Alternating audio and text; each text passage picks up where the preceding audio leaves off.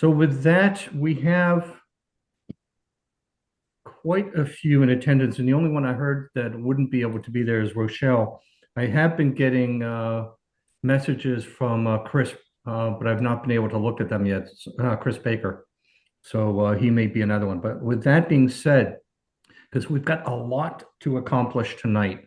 The first is obviously a discussion about the 26 budget, a deep dive into that, so that we can be prepared Thursday night at the board meeting to take action on the budget. Um, so with that, I will in a moment ask Ryan and Jason to be on point to have the budget discussion. After we conclude the budget deep dive, we will then transition into the Finance Committee meeting. Anybody on the line that wants to enjoy and a follow-up, please stay on the line and you can listen in and be attentive to the Finance Committee. With that being said, there are really three documents, and easiest way to have found them would have been in the board agenda, where you have a budget overview that Ryan and Jason put together, along with the two budgets. So with that, Ryan and Jason, why don't I turn it over to you and delve into what's going on and also maybe why there were two budgets required. And Donata, good evening. Hi, Donata.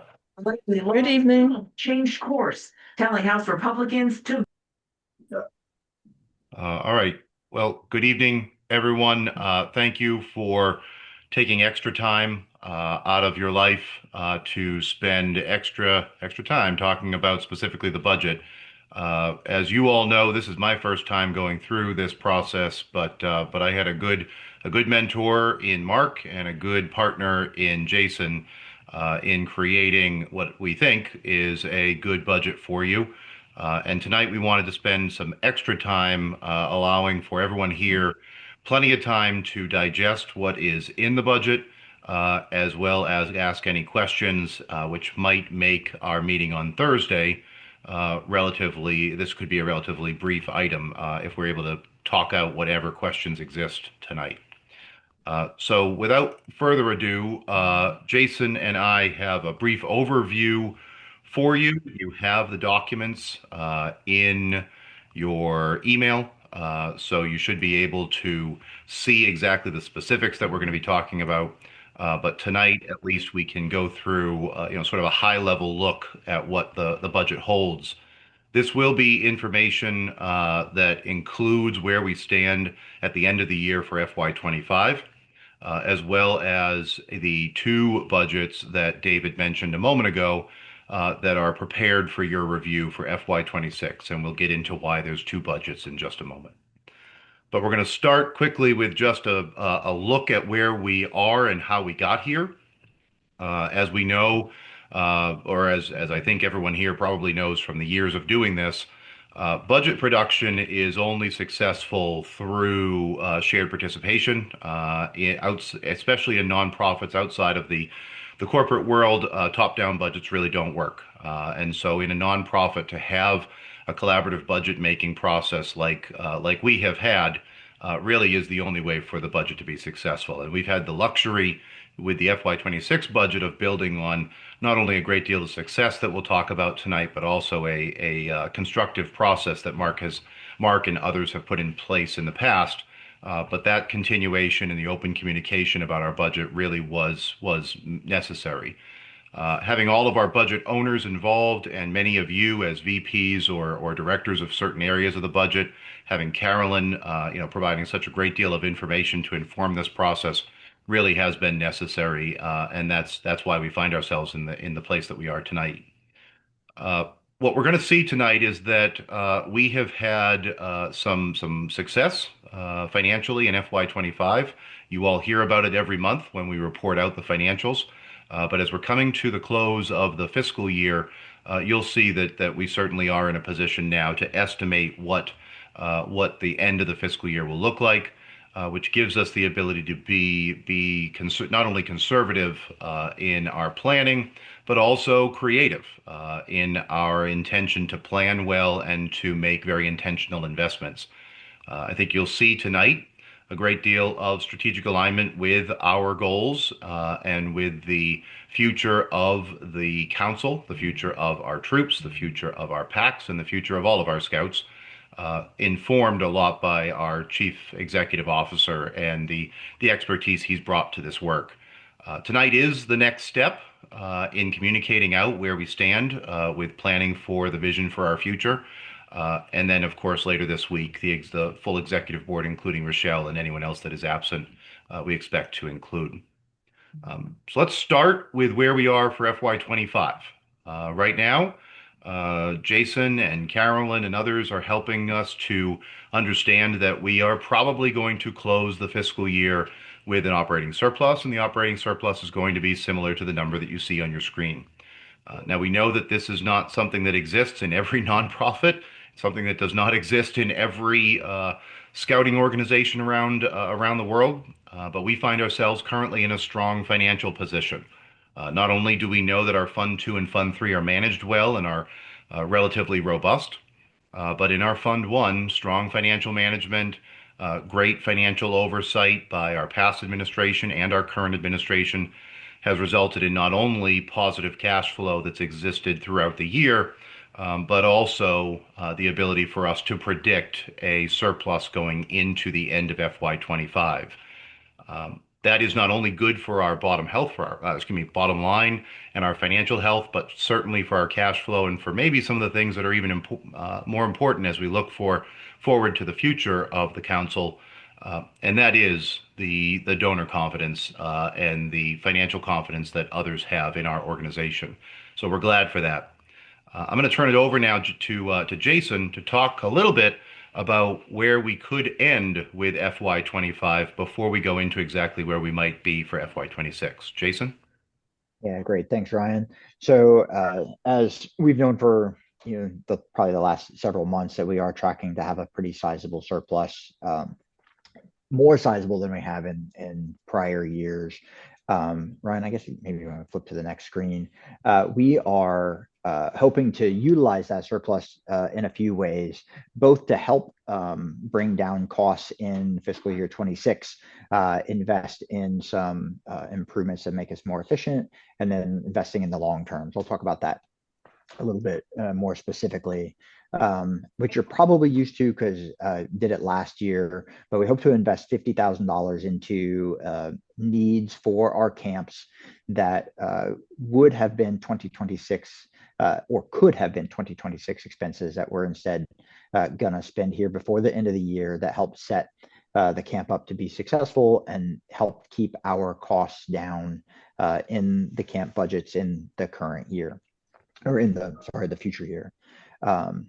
Also in the current year, looking to make investments in those things that help to make us more efficient, better positioned for growth, and the like.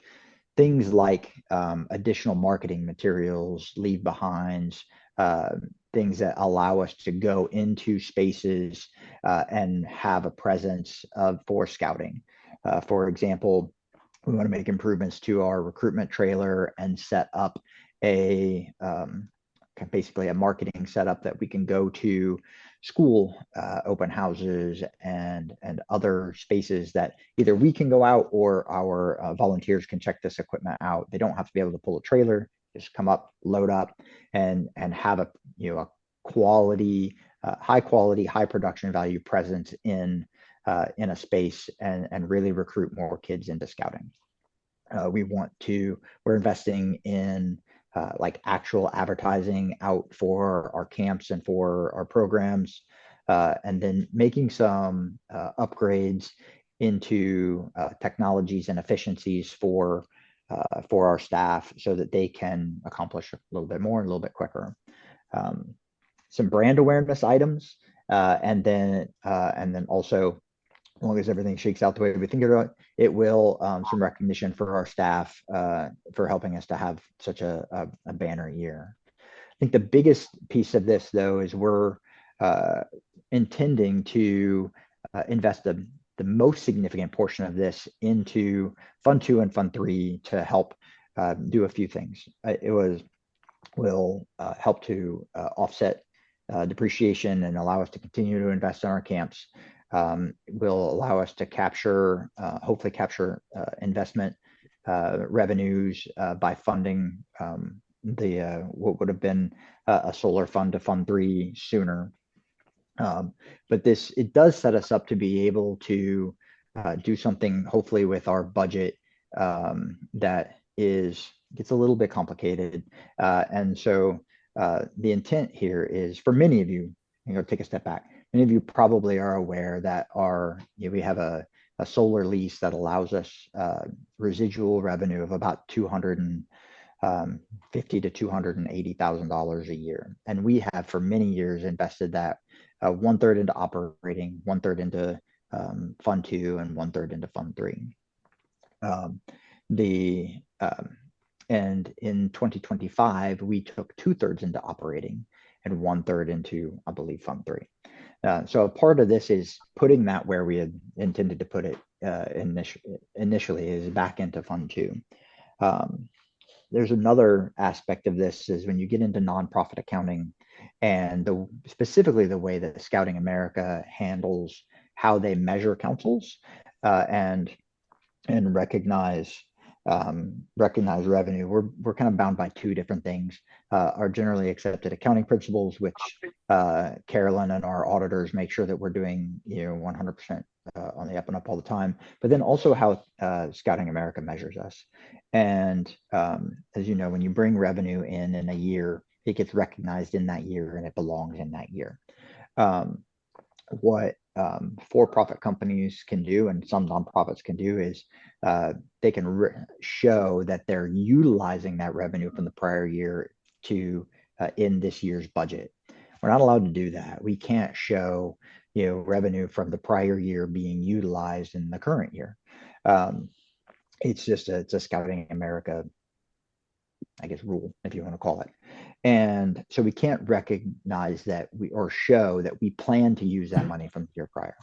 So by investing this $145,000 into Fund 2 and Fund 3, it allows us to push. We're not moving the money into the next year, but it does set us up to where we have the potential to utilize the full portion of the solar revenue in the 2026 budget, which we'll get to in a little bit. Does everybody kind of follow that, or does that will make more sense when we actually look at the budget? I guess we'll move on, Ryan. Yeah, so Go on. it's I'm with you. basically sounds like a little workaround to kind of push that forward so you can use it. It's a little bit, yeah.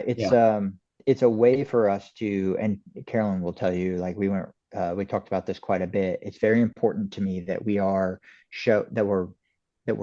doing this in a way that people can follow, right? And that we're doing this in a way that is, on the up and up. There are ways that I know that councils have done this in the past of like temporarily restricting revenue so they can recognize them the next year. I don't like any of those. I really want a clean method. But yes, it is a way that it sets us up so that we can utilize the full funds that we need as we move forward into 2026, but not losing out on having those solar funds going into Fund 2 and Fund 3 and making them available. We're essentially pre-funding them. Maybe that's not the right way to say it, but.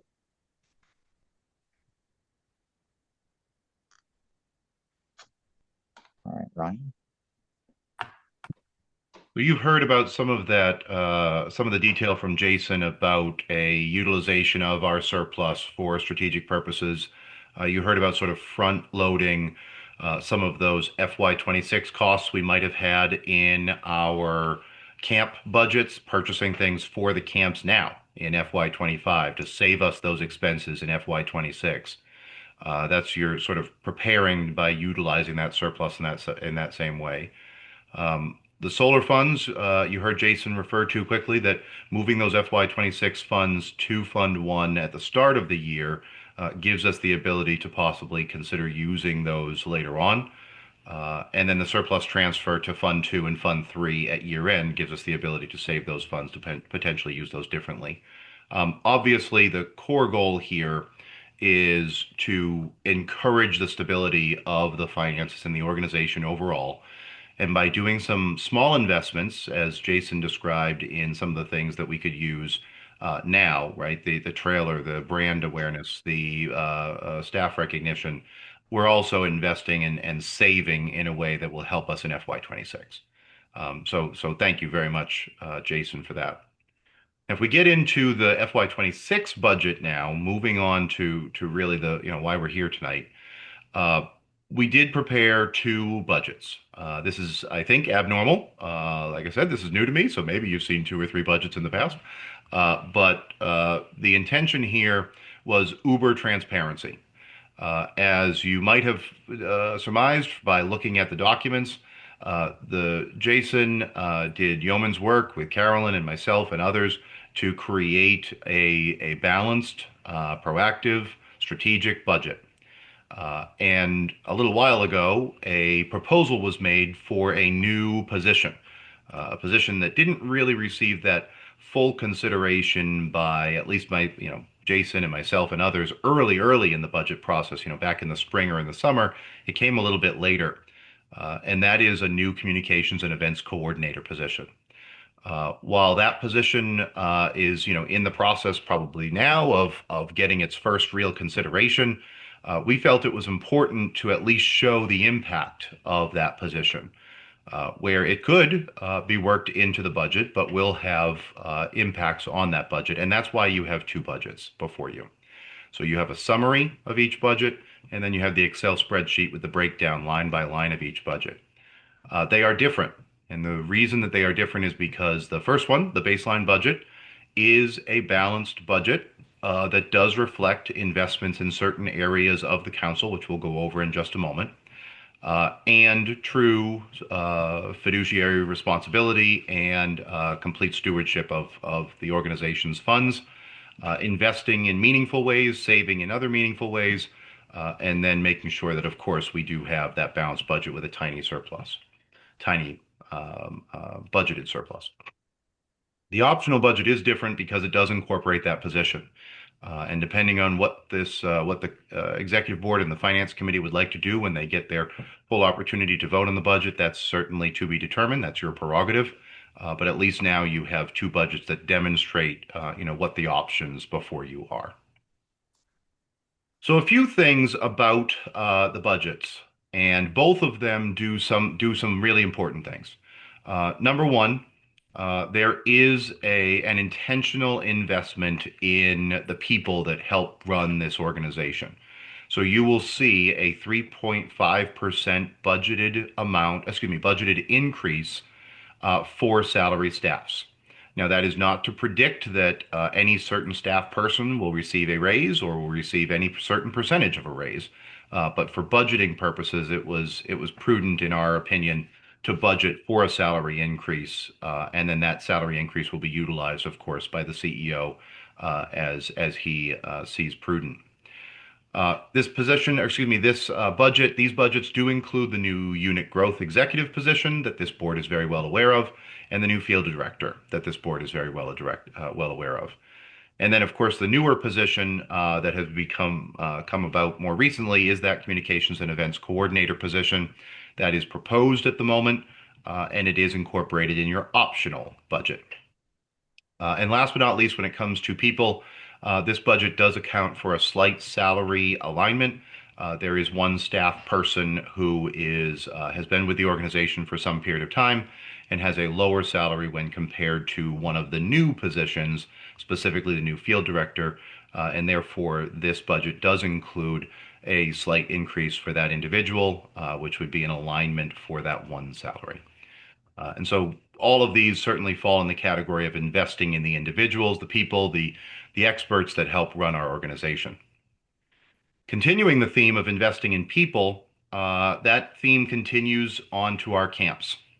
As this group knows, we reviewed the fees from our camps and reviewed those previously, came to consensus, and so therefore this budget includes a budgeted amount, an estimated amount that includes the revenue from those fees for both camps, and you'll see those in the revenue columns for camping. You'll also see the balanced budget, obviously, across the board. And then, as I said, continuing the investment in our people, you're going to see a budgeted amount of approximately 14 to 16% salary increases for temporary staff that work at our camps. This is addressing requests that came from both camps. You'll remember that we invited the camp staff and camp directors and staff that oversee the camps to our recent meeting, and you might remember them mentioning that our temporary staff, think of scouts that are working as counselors and others, they are paid certainly a very small amount, and so this is not a huge investment, but 14 to 16% is certainly a sizable enough investment that recognizes that those salaries do need some adjustment. These budgets also include a timber harvest at Treasure Valley that is already contracted, and a harvest for timber at Camp Winoxet, which is proposed and will be contracted, assuming that this budget is acceptable to the organization. Those are not the same amounts as previous timber harvest amounts that have been in previous budgets. That is more specifically based on the contracted amount that is at Treasure Valley and the planned amount that is at Camp Winoxet. The Communications and Events Coordinator position has been proposed by a member of our board as well as a member of the staff and is proposed as a strategic addition. This role is designed to enhance the work that can be done with the events that our council holds. As we know, we have some events that are very successful, some events that have seen declining participation in recent years, and that an investment in those events is proposed to have a positive revenue effect. Additionally, this position would be able to contribute to some of the communication efforts that the council participates in, expected to increase revenue through the engagement both in our events and our communications. This would be necessary in part by a smaller amount of transferring from the budget to net assets, therefore resulting in a smaller budgeted surplus in the FY26 budget. And you will see that if you are looking at the line-by-line comparison now of the two budgets. You'll see the position in there. You'll see a slightly increased revenue projection based on the work that this position would do, but you'll also see that this would result in a smaller transfer to other assets if we were to invest in this position. So moving forward, the plan that is before you is to provide a budget that certainly invests in our organization, envisions growth moving forward, but also is certainly disciplined in its application. In order for us to continue to be successful and continue that momentum that we have experienced in recent years, not just FY25, but certainly including FY25, certain investments are necessary, right? In order to be successful at our camps, for instance, making those important investments that we could do now to save us money in FY26, as well as investing in ways that make sure that we're addressing the cost inflation that exists at our camps, as well as the expectation or the request that we receive from camps to assure that we're investing in our people in all the right ways. I hope that you see that in this budget, and I expect that you certainly will have questions and concerns. Jason will be able to walk us through any specific details, as he was really, in the weeds with this for the last weeks, in helping us be successful in having budgets to look at this evening. So if we do want to get into specific items, I will certainly have Jason help us out with any of the specifics. But do want to pause there to just see if David, if that meets your expectations for this meeting, and if so, then we can open it up for discussion. Great job, Ryan and Jason both. And yes, let's open it up without further ado. I am seeing some questions in the chat. Ira said, can the desired purchases for camps, whatever they may be, be completed within FY25? Oh, Jason's already answered. Thanks, Jason. Yep, the answer is yes. And the items will be ordered before. Charles has asked, how does the proposed position of communications and event manager differ from the job description of Leslie? And I may turn to Terry or Jason to possibly address Charles' last question.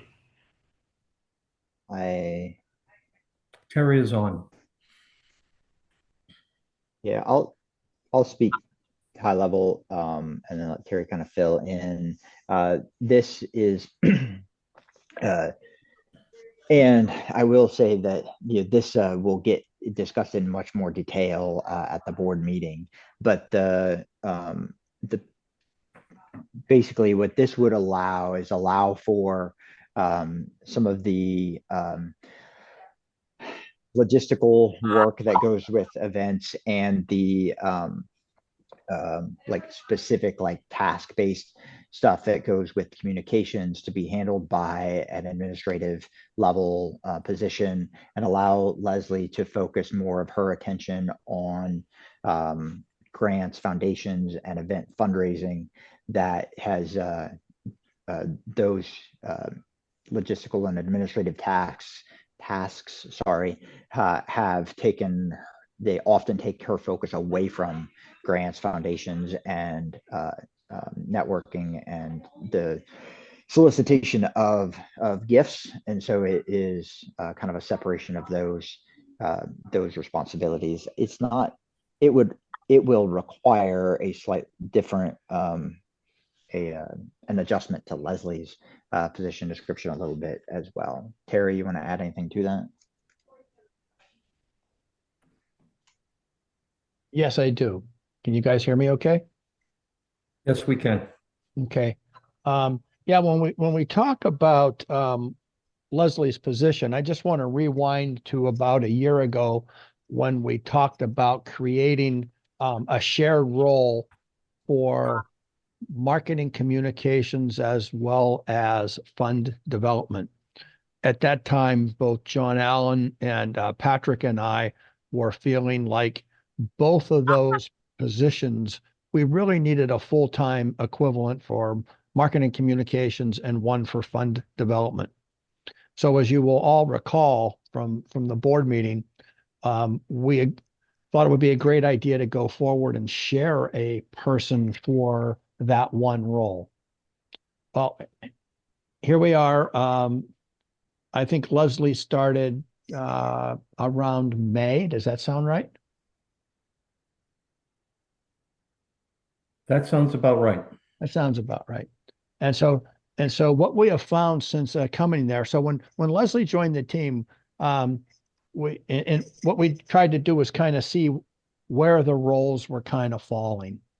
And by the way, you all got a one-page proposal on this, so you can refer to that if you would. So what we tried to do was take a look at how the work actually shook out.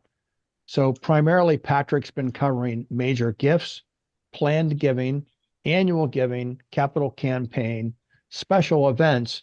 The special events that we do require a tremendous amount of administrative time. Okay, so I mean, those events are like the golf event, sporting clays, DCAD, the ribbon cutting for the pavilion, although it seems relatively minor, still takes a considerable amount of time. Patrick's also responsible for our CRM system, the customer relation management, and the data management of that, donor stewardship, donor acknowledgement, strategic oversight, and board engagement. These are all the things that Patrick's trying to cover. And while when Leslie came on, she was able to offload some of the things that Patrick was doing. And she really does assist with special events. She is leading all the efforts we have pretty much with grant writing and all the follow-up associated with grant writing for the foundations we're dealing with. Capital campaign support, council marketing, and communications. She is the communications lead for marketing. So that's kind of how the work fell out. But what I want to do, Hey, Ryan, can you turn on sharing of the screen? I sure can. Thanks. Okay, all set. Perfect. Let me see if I can do this.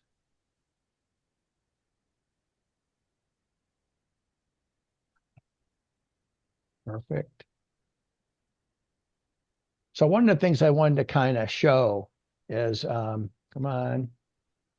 Okay, guys, can you see that? We see a boat. Okay. Yep. So envision, if you will, both Leslie and Patrick are in that boat, forging ahead with their daily work. They're working on all the things I talked about, and when that happens, there's a wake behind them of additional work that gets done as a result of plowing forward with creating new business. And when that happens, that wake gets pretty wide. And to be honest with you, we just don't have the bandwidth to do the administrative follow-up on all the items that we're working on. So what we're really doing here is leaving money on the table. Okay, so one of the primary things we want this position for is to do the administrative tasks that we have two highly valuable employees doing. And then what we'd rather do is, rather than them spend time calling the printer, calling the venue to see about booking a room, calling the caterers, all that kind of stuff can be much more. We would be much more. We'd have a bigger advantage if we could hand that off to an administrative person and let Leslie and Patrick focus on maintaining the strategic focus and focusing on our high impact relationships, fundraising, those kinds of things. Let them drive the boat and continue to plow forward. I don't know if does that help kind of understand why we're looking for the role?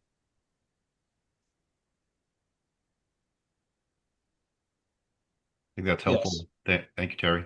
Yeah, Terry, I have a question for you though. Absolutely. When we hired Leslie, a part of her salary was going to be paid through the capital campaign because she was going to be working on getting grants for those.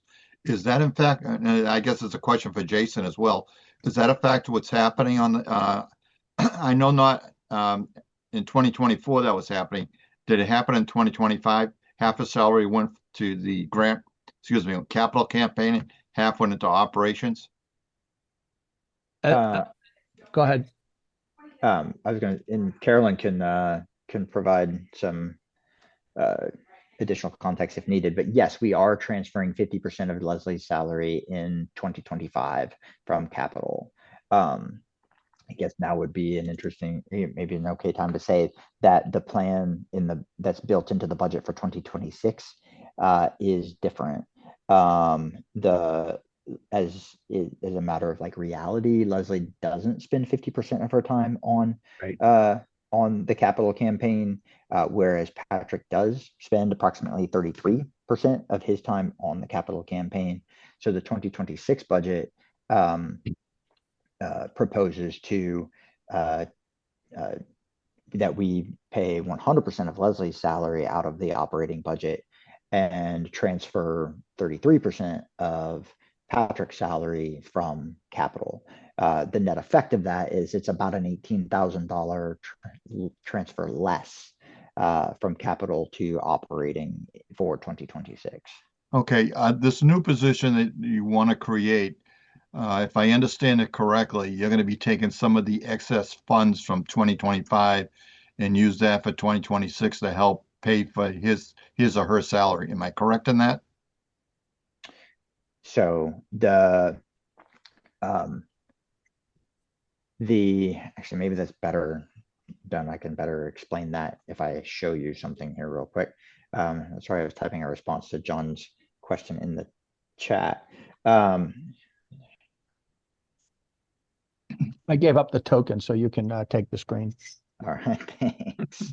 I'm going to show you maybe the difference here. So I'll also take this opportunity to let everybody know that, as you know, these budgets, they kind of come down to the wire, and we find lots and lots of people look at them, and But we sometimes find, errors along the way. Carolyn found an error pretty recently, like a couple of hours ago. And so we made some adjustments. And so the versions that you're looking at are slightly different than the versions that I'll send out after this meeting.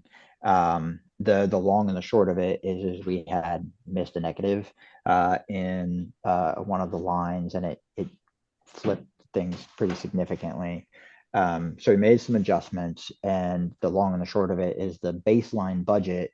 We were able to prepare a balanced budget. You're just looking at part of it right now. We'll scroll down to the rest.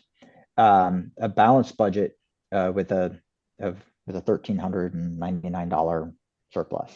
But you'll see that there's no budgeted transfer to Fund 2 or Fund 3 at the end of the year. But this budget does propose to use 100% of the solar money for 2026 in the budgeted operations for 2026.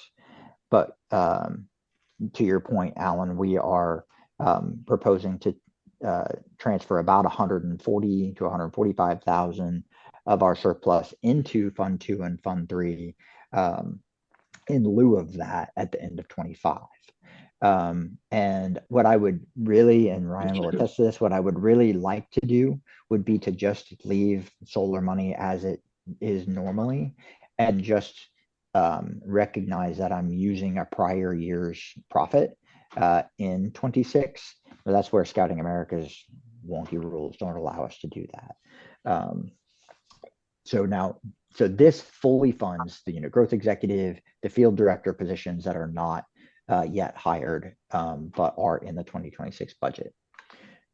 The optional budget, which has the position that is being proposed, has two significant differences. One is we have to utilize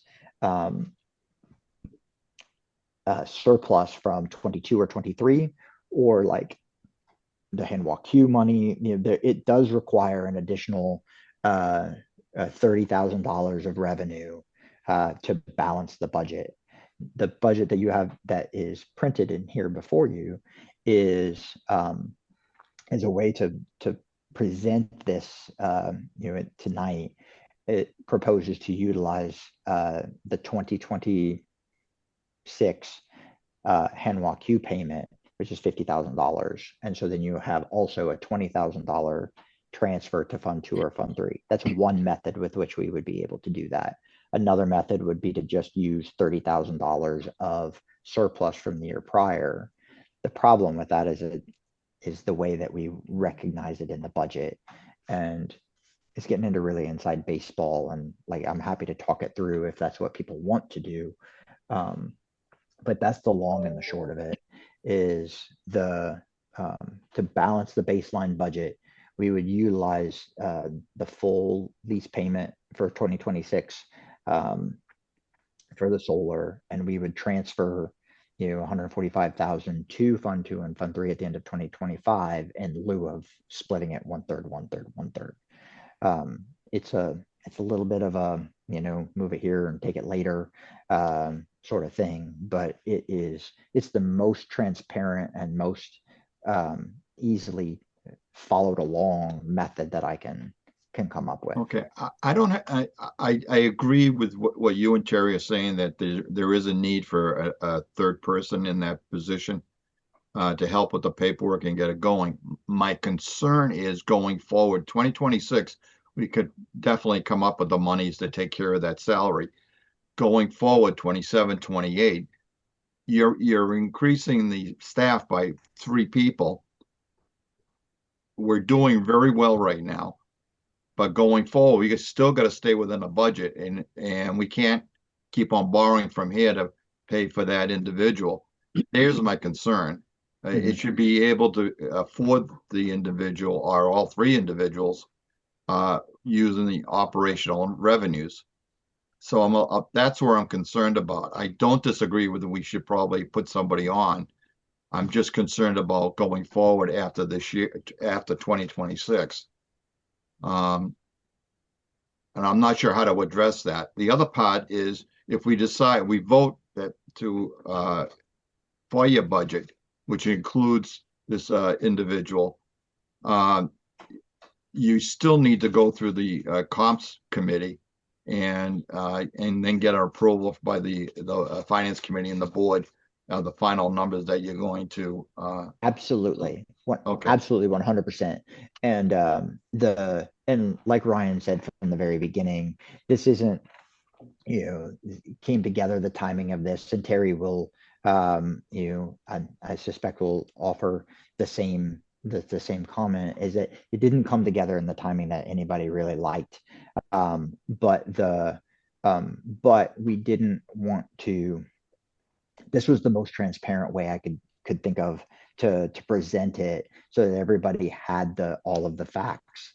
And it doesn't mean that you have to take one action now or the other. It doesn't mean that you have to do all of it now, or that it can't be delayed, or but I very much wanted everybody to be able to see everything that was at play, when making this decision. But we absolutely know, like, nothing, this absolutely has to go through comp and benefits, and and everything. So Chris's hand has been up for quite a while. Hey, good evening, folks. Yeah, so from my perspective, I'm not prepared to make a decision on whether I think it's a good option or not for the third development person. I think that before we get to that position, it really does need to go before comp and benefits and finance, and kind of be vetted out and thought through, and with those recommendations go to the board. So I feel like we're really things are kind of muddled at this point by presenting two different budgets. I would recommend that we approve the budget without the position, and then go through the normal process of trying to onboard a new person, and then amend or add that to the budget, at a later date. I just think there's a lot of questions and discussion that needs to happen, and I feel like we're rushing it if we won't do any justice if we decide tonight one way or the other. It should be noted that there's no like, nothing precious about the timing of, like, the end of year budgeting. The budget can be amended and recast if the board makes a decision partway through the year. So that is honestly one of the biggest reasons why we wanted you to be able to see both. So I have a question, maybe in a slightly different piece of this. Just going through everything, I'm wondering if we have any view of some of these, like, underlying assumptions that are built into our budget, especially on the revenue side, in terms of, like, membership growth, camping fees. Like, how did we get to those revenue numbers? I understand a lot of the cost differences that we're putting here. Just trying to understand the baseline. yeah, so I can speak to that a little bit. So camp revenues are based on an increased fee that we had discussed at an earlier board meeting. They're based on fairly conservative attendance figures. So Camp Winoxet attendance is based on their kind of their 5-year average, taking out the 100th year and the year leading into the 100th. So it puts them right about 1375, 1350, 1375. I don't remember the exact number, which is in line with their kind of trend. So it's not super aggressive, and we're going to certainly try to beat that. Treasure Valley's attendance is right at 900 kids, which is greater than what they were leading into the 100th, but drop off from the 100th anniversary attendance of where they were at 1040. I honestly think that the attendance numbers for both are more than achievable. In fact, I think they are able to we certainly are able to beat those and have beaten those. Now we are, which we did see at Camp Winoxet this year, where we had a couple of more units than the year prior, and our like actual kids attendance was pretty significantly down. We just have smaller troops right now. So that is a big part of why we are budgeting kind of the way that we are. It should be noted that both camps were expected to present a more or less balanced budget, considering their year-round operations and their summer camp operations, essentially siloing the camp and saying our attendance at activities, summer camp, and other events have to offset the costs of maintenance. And both camps were expected to do that. We did make some adjustments to make that happen. And both camps are presenting an independently balanced budget, keeping in mind there are some things that don't get allocated there. And both camps have, if you take the operational budgets out, right, and you just talk about the program, summer camp programs, they have a relatively equal return, if you will.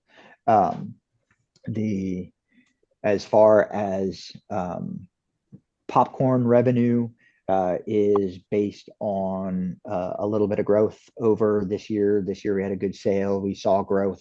And so we budgeted not significantly growing over that, but just a little continued growth in that area. We did budget for roughly 4.5-5% increase in membership. That's aggressive compared to what we have been seeing.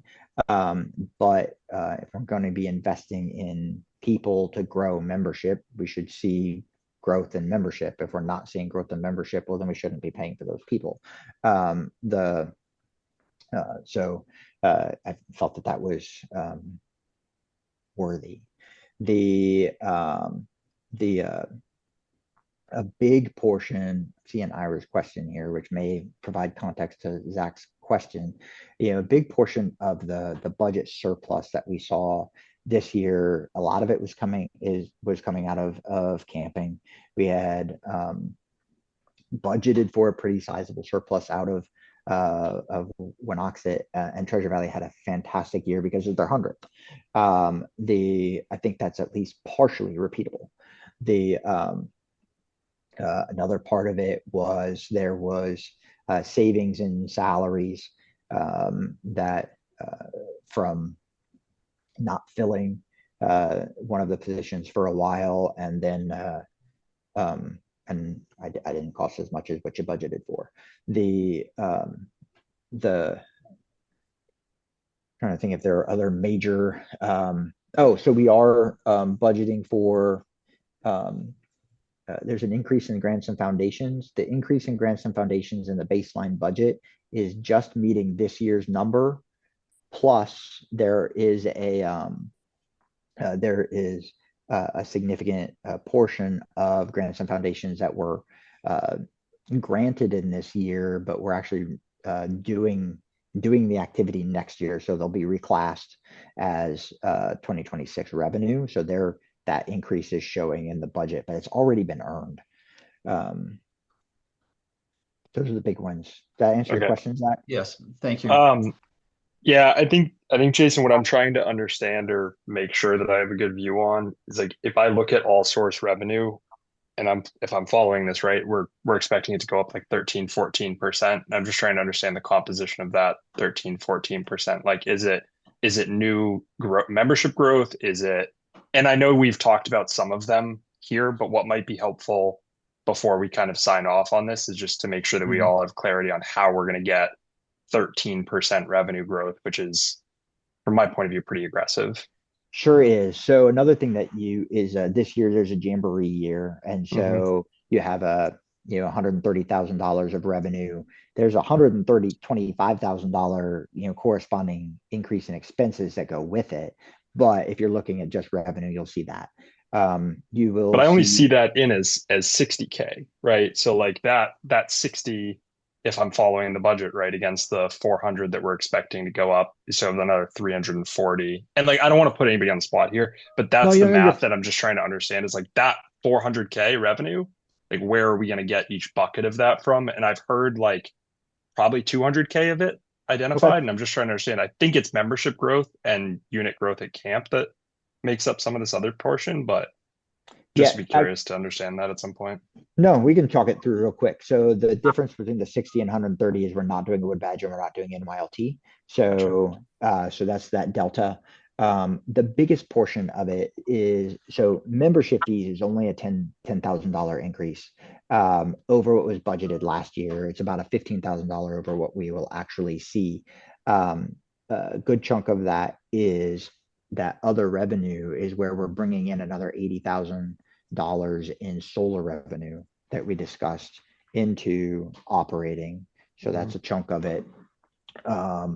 The camping revenue is an increase, which we talked through. It's attendance is conservative, but there's an increase in fees.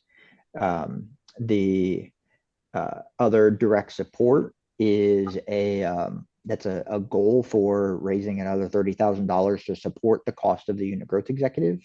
And then you'll see the get on the right budget here.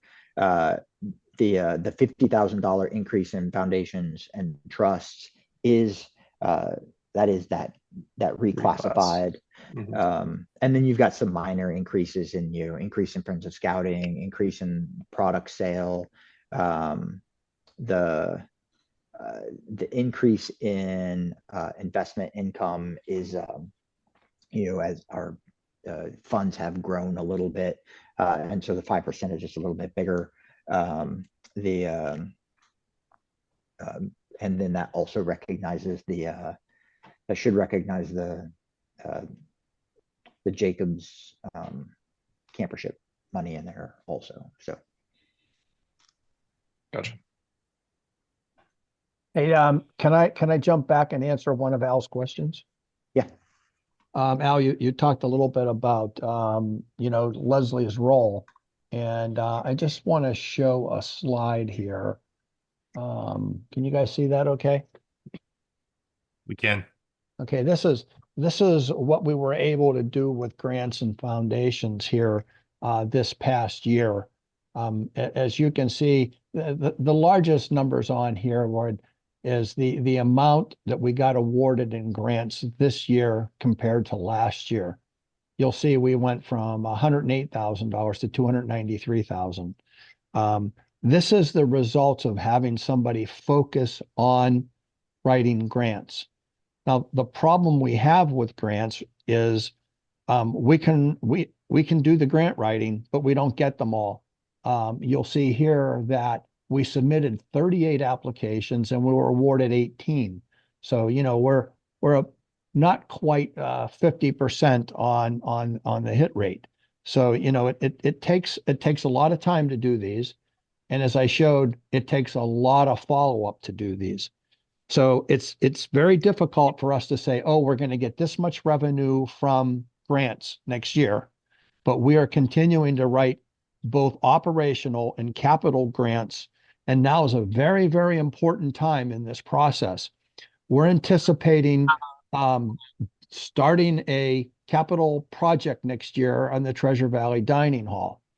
And we are actively looking at, I believe it's about 3 to 5 foundations in the greater Worcester area where applications are actually due now. So we're in the process of getting prepared to get those applications in there so that we can get capital campaign money as well as operational money. The capital campaign money right now is primarily targeted towards the Treasure Valley Kitchen project, and the operational, of course, would be going to do things like offsetting operating, as well as offsetting the ask we have on the table to fund this position. So I'm seeing that the revenue opportunity here to actually have this position pay for itself going forward is pretty high if we're able to focus on writing the grants and receiving them. I don't have a crystal ball to say how many we're going to get, but that's the grant writing business we're in. Yeah, Terry, you answered one of the questions that Rochelle had. Could you send the screen item, the sheet that you have on the screen right now, to Rochelle? Sure. Because she was asking, has anybody looked at, with Leslie being here, how her being here increased grant? Lord, And this kind of shows it right there. yeah, and let me see. I don't want to, gorge you with details, but there's spreadsheet after spreadsheet behind this because this stuff changes every week. The not so good news is, you remember all these administrative tasks I was telling you about? Yep. Those have kind of sidelined Leslie's ability to work on grants for the past couple months. So we're not where we actually want to be right now. We had DCAD, which again, we were having highly talented people doing administrative tasks. We had the golf tournament, which is a huge undertaking. And then we had the Treasure Valley kickoff with the pavilion. Those are all things that take a significant amount of time. So, we're really looking to get this thing moving sooner than later, because I would like to hit the ground running strong in January. If we delay this, hey, I get it. If that's the desire of the board, I understand it. But that just means we're not going to be able to get some of these things done now that we want to get going. Okay, thank you, Terry. Oh, certainly. Oh, and the other thing that I did want to mention is we're actually looking at starting a new event, and this is in the handout that you got. We're looking at starting a new gala event, if you will, in the Worcester area that's very similar to the DCAD that's there. And in its first year, we're hoping to net out of that about $20,000 and then see that grow from year to year to year. So we're looking at new revenue opportunities in the fundraising area that we haven't done before.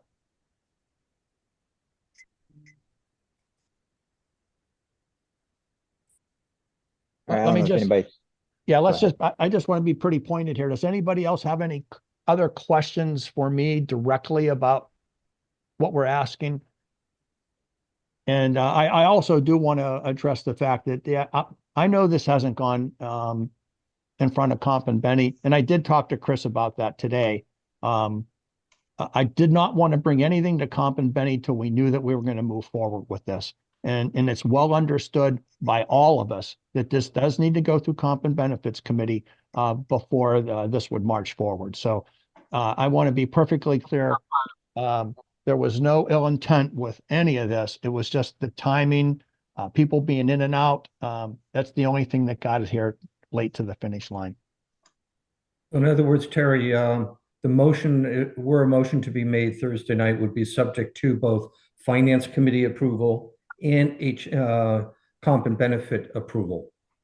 The only thing I can speak to, and Al, I don't want to put you on the line, but I did manage to talk to Al when he got back from vacation, and we did talk about this, and I believe it's his plan to bring this forth to the next Finance Committee meeting. Later this evening, correct, but you would need an approval from them in addition to Comp and Benefit. Yeah, yep. It is on the agenda. Oh, thanks, Al. Appreciate it. Yeah, so I mean, it's up to the team how we want to handle it. If we can get a Comp and Benny meeting before then, that's great. But if not, if we want to hold it up until next year for that, or a subsequent meeting later this month, I'm fine with that. Again, maybe from where I sit, first of all, Jason, Ryan, and again, also all the other people that had an input into the budget. I'm very pleased that we're showing a balanced budget that is also investing in, to me, certain critical areas, such as staff, such as marketing. There's a host of very beneficial investments that we're making. So really a big thank you to everyone that contributed to getting us to this point this evening. Any other questions? I mean, Yeah, hey, David, on the notion of having a comp and benefits meeting before Thursday, I really don't think that's realistic. I wasn't suggesting that. I understand, but I thought the motion, if you make a motion, that it could be subject to, it doesn't mean that it has to be before. Yeah, I think it would be subject to, and we could follow up with that pretty quickly after this week and try to get that in front of not try to, but get it in front of Comp and Benny and get that. I'm not sure what we look for Comp and Benny, and I'm on the committee. Okay. I mean, are we expecting them to approve it or disapprove it or rework it? I'm not sure what the expectation is of the board for when it goes to Comp and Benefits. Terry, I think one of the things people are concerned about is not so much the need behind this, but just traditionally making sure that we are dotting all the I's, crossing the T's in a manner that's consistent with what's happened in the past, so that as these decisions are moving forward, everyone here knows that they've gone through the right channels in the right way, so that when these things happen, we're good to go, and there's no question about it. So, yeah, and Ross, I've already addressed the fact of the timing, and I certainly did not want this timing to be where it is, but I'm trying to impress the importance of us raising more money for the council, and that's what we want to get positioned to do. Yep. And trust me, I would rather that comes through loud and clear, and it is great. And I agree on the procedural part 100%. Yep.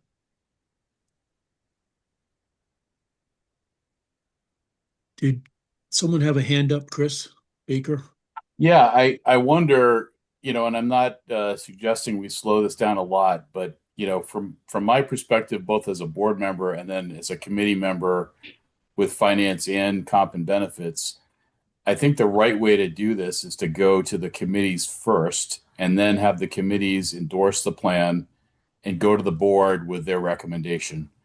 I think if we vote before that happens, we're kind of putting the cart before the horse. And I think that we might want to think about delaying the vote on the budget until maybe December or, maybe a week or two later. But I think we should go through that process in fairness to those committees. Or, Chris, at a minimum, we could approve the baseline budget.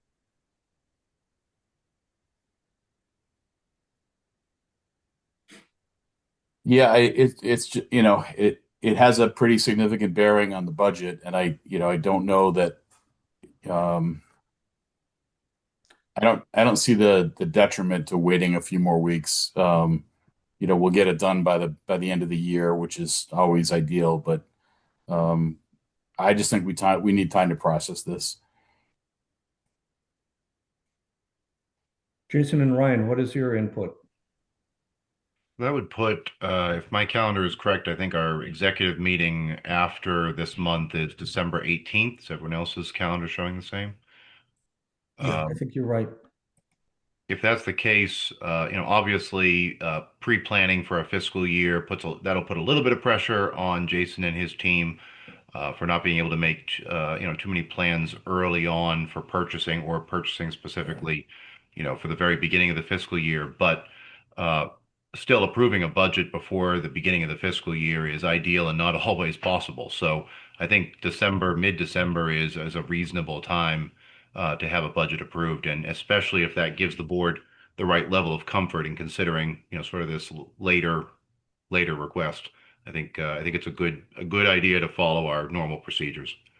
Yeah, I think we have a finance committee meeting right after this, but it sounds like there's still some questions. And we have another finance committee meeting the second Wednesday of December, which gives us plenty of time to make our recommendations to the board. Also, part of this is there's the capital budget, which unfortunately I just took a quick look at this afternoon. I didn't realize I had it. And we need to look at that as well. So I agree with Chris. I think approving it right now, I think would be premature. I think we need to go through the process. We've got the time. Let's use the time. Although we have an executive committee meeting scheduled for December, I do feel very strongly that this budget should be approved, or reviewed, looked at by the full board, not just the executive committee component of the board. Mm. So if that means having to pull together a special meeting in December, that's the choice of, of the board. I mean, you could just elect at the board meeting on Thursday to make the December meeting a full board meeting. Yep. And go that route. I think just speaking to the impact of the 2026 budget being approved in December versus November, I don't know that it's a huge impact. You're talking some pretty big buckets, in terms of what we would be planning to spend, the amount of planning that we're doing. I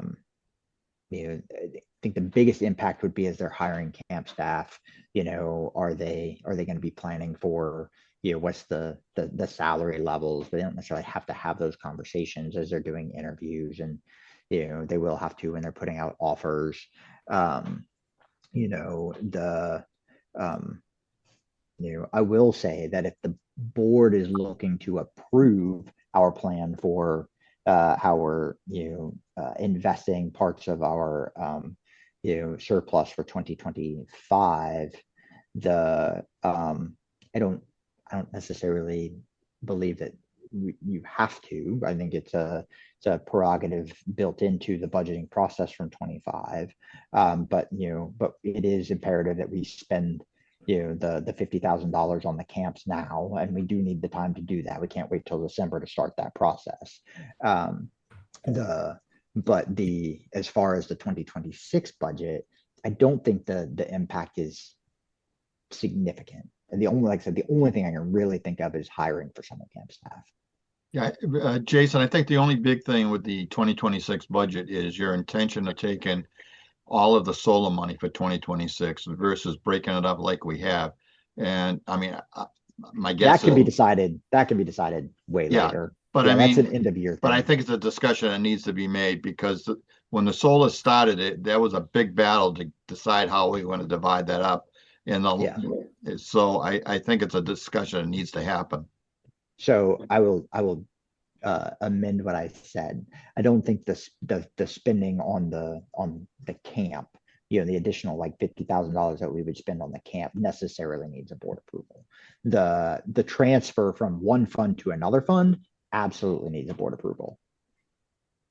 So Jason, is that something that if we kind of push this out a little bit, somebody here can make a motion and handle that and dispense with that, so you aren't held up? Well, I don't think, unless there's somebody that has a feeling otherwise, I don't think it that $50,000 I don't think needs action. You said the transfer does, though. The transfer does, but that can be dealt with after. Gotcha. That's not a timing concern. That's no issue. But that is an FY25 item, Jason, right? So that's something that we're going to have to do either this month or next month. Actually, Carolyn can correct me if I'm wrong on this, but actually that's typically an end of year thing that we would do anyway. At the end of the year, it will automatically transfer to net assets in Fund 1. I want to transfer, it just is net assets in Fund 1. We can elect to transfer those net assets from Fund 1 to Fund 2 and Fund 3 at any time.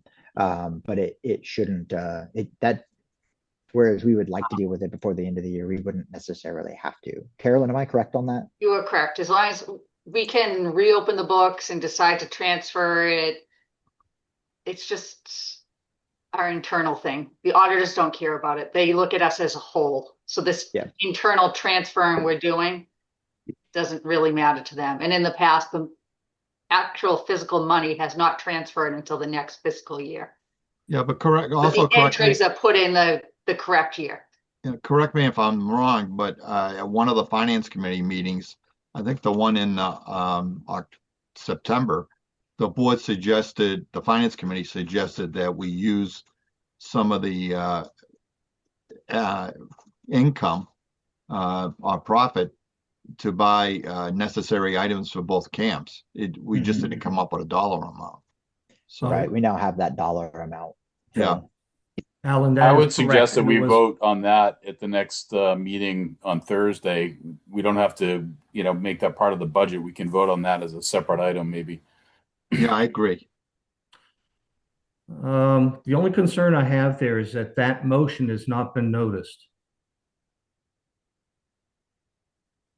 Oh, you mean on our Fair minutes, enough. the finance committee meeting minutes? To the board, our bylaw requires a 5-day notice of any action. I don't You're know right. that this is a, I don't know if this is Jason, any thoughts on that? I'm gonna let Ryan say what he was gonna say. Whoops, sorry. well, let's find out if we're going to say the same thing here. I don't know. I'm not sure that the CEO spending funds that are already budgeted necessitates a board vote. This was budgeted in the FY25 budget. We have an administration that is here to administer, and they're administering funds that have already been budgeted. The vote, certainly for Fund 2, Fund 3 transfer, got that. That needs a Yes. vote. And for the FY26 budget, that needs a board vote. But for the 50 grand to spend on camp things, that's why we have an administration. As long as it's in the budget, I agree. Yeah, Right. and it's also in Fund 1, so you don't have to make any transfer.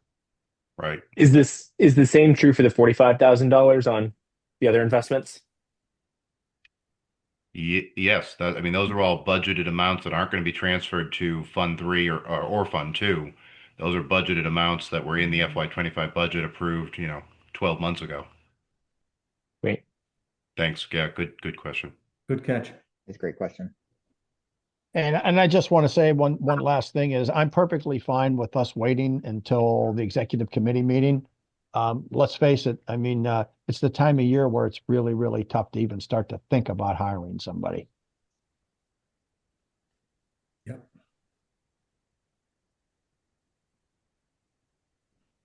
We have a question from Ira in the chat. What's needed to establish salary increases for the camps? Were you typing? Sorry, I was typing in an answer there. I'll stop. Okay. The budget is what's needed. Basically, just because they'll need to know how to allocate the budget Yep. when they hand out offers. They'll start the interview process here in the next few weeks, and probably start hiring their key staff. I'll talk with them and find out whether there is a larger implication there. If there is, we can revisit. Most of these budgeted increases are at the like 16 to like 20-year-old range. They're not in the key staff, right? And so I think that the timing of this won't be significantly impacted because those are the ones that they're interviewing when they're home, when they're out of school, on school break and things like that. So the budget should be finished by then, or be approved by then. But I'll check on that. But we can't establish the increases in the salary without establishing the budget for the salary. Okay. And So working backwards from Christmas break, can we get the budget approved by then? We were talking about these other delays. yeah, it should be. Yes. I mean, that would be the plan, right? We're talking the third week is December. Maybe December 18th. Yeah, maybe December 18th. Yeah. So should be And- right about the start. When we talk about salary increases for the camp staff, is it growing the size of the camp staffs or increasing the salary per staff member? So it's a little bit of both. It's more of an increasing the salary of the 16, 17, 18-year-old staff member. There are a couple of additional positions. I think the first iteration of the budget was pretty aggressive on adding new positions. I think that has been pulled back a little bit. So they're adding one or two, but it's mostly about increasing the individual salaries for those first, second, third years. So is it possible then that our delaying a vote on the budget would prohibit the camp administrations from hiring positions that they otherwise would have hired? if we haven't increased salaries? I don't think so. Again, it's a question I'll ask them. Okay. But I think it's been a concern. I think it's been on the table for the last 5 years. If you kind of look at what the camp numbers have been for the last 5 years, thankfully both camps numbers have grown, and which has allowed us to increase those base salaries for those camps because it is a significant issue. I mean, any kid can go to McDonald's and earn more money in 4 weeks than a kid can at camp all summer long. So it is a significant issue. I'm glad we're addressing it. I don't think, I think as long as you're approving the budget by right before Christmas, is that you'll be fine. I think Kelly will be fine that week of Christmas when kids are home, when they are making those job offers. I think you'll be fine. Okay, so that goes back to December 18th, because we don't want this small thing. They may be the 16 to 20-year-olds, but they're the ones that make the camp. The camp brings in 60% of our revenue. This is an investment we wouldn't want to miss. yeah, I think the other thing to consider is that, I mean, and I don't want to put the cart before the horse, right? But of the budgets that are in question, we're not really debating whether or not we're going to approve the camp salary budget, right? The camps can start to develop their plans. What's their structure? Where's their salary structure? They can be ready to pull that trigger, and understanding that a budget will get approved, and I don't think, given the general consensus here, that if we're gonna make a change to try to balance something out, that we're gonna balance it on the backs of our camp staff by paying them less. So I think we can largely tell them that they can't spend it yet, but they can be planning with that in mind. This is not going to hold up whether we pass the budget or not, is these camp increases. Yes, I wasn't even concerned about that. Right. But okay, thank you. Jason and Ryan, maybe humor me because I may be a little slow at times. Why couldn't we go ahead and pass the baseline budget that does not include this new position? So at least we've got that in place, and then we've got certainty on the transfers, we've got certainty, across the board, and then come back, in a month if the questions have all been addressed, and essentially recast the budget at that point. I think it's a matter of comfort, right? There's not any one way that's necessarily right, wrong, and different, right? It's just a matter of what the board is comfortable with. And you could do what you just said. We could pass the baseline budget and recast if we add the position, or we could say, you know what, look, we want to provide 100% clarity, right? We don't want there to be any version of your chance for confusion around which one might be or whatever. We're going to move forward like 100%. Like we're going to consider the question of the new position. And even though those will still be on the same meeting, it will have been completely through the process, and we're making one, proposal. We're proposing this new position and the budget that matches it. And it is, either way can work. Either way is ultimately fine. It's just a matter of what do we think is the best. And I've heard there's good. There is good support and good reason to do either. I think at the end of the day, I don't really think that there's a significant,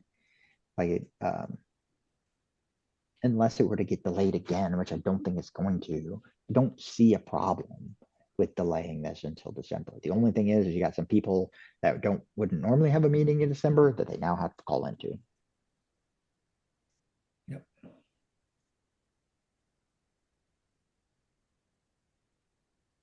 What are some other thoughts out there, guys?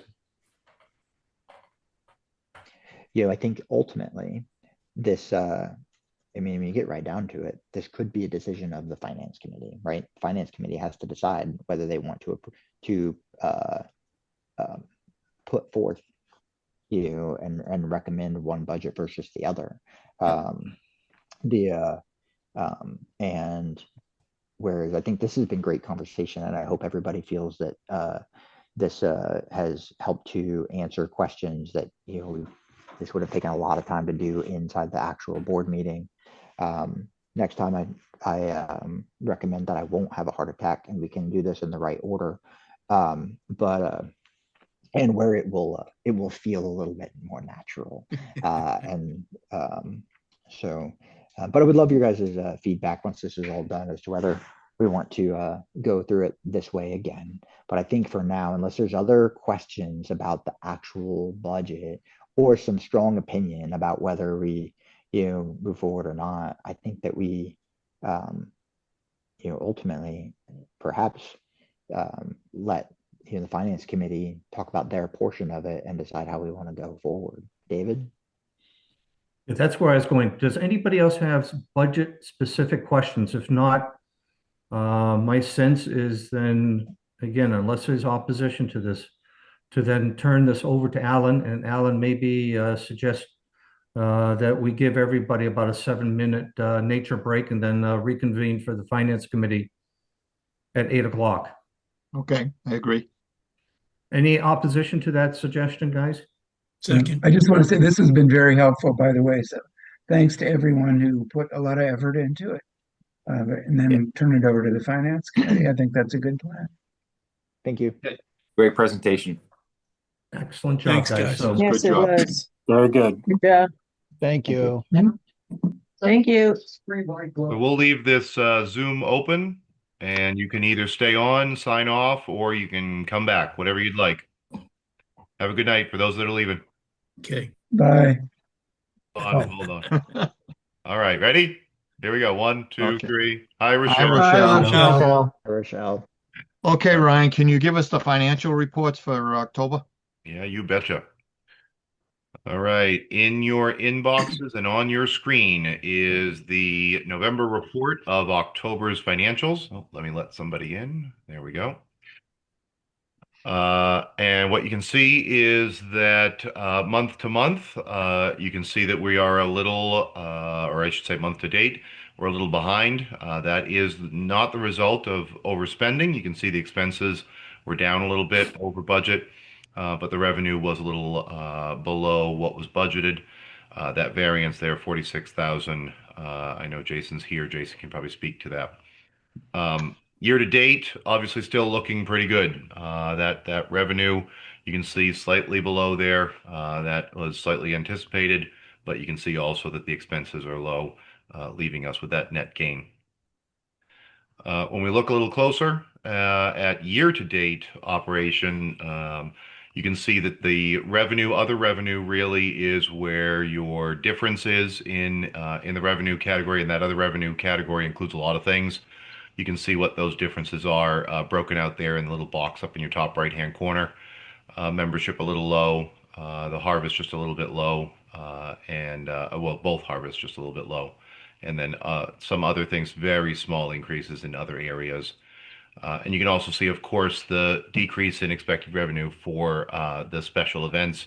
I didn't break that out. That is, a couple different things. Whereas the expenses down below, still very much running ahead, leaving us, as you can see there, with that year to date of 221,000. And as you saw in the last presentation, by the time we get to the end of the fiscal year, it is estimated now that will be closer to 240,000. And is that because are we expecting a timber harvest check for Treasure Valley? Who's on? I can't see who's on. Is Carolyn here? I can answer that question. We're not expecting a timber harvest check for Treasure Valley. Most of the revenue for Treasure Valley came in 24, actually. Right. But what we are expecting is all of the popcorn revenue. We are expecting, the DCAD, which was budgeted earlier in the years, happened in November. We're expecting not a significant, but a little bit of year-end giving. And the big chunk is popcorn, which is an $80,000 influx of recognized revenue. So we feel confident, Jason, that because you're at 221 now through October, And typically the last 2 months, I know that you mentioned DCAD and the popcorn. So that's a variance. That's only, it does contribute to the profit, but yeah. you're heavier on the expense side. So that's, So we're confident that the 221 will become around 250 by the end of the year.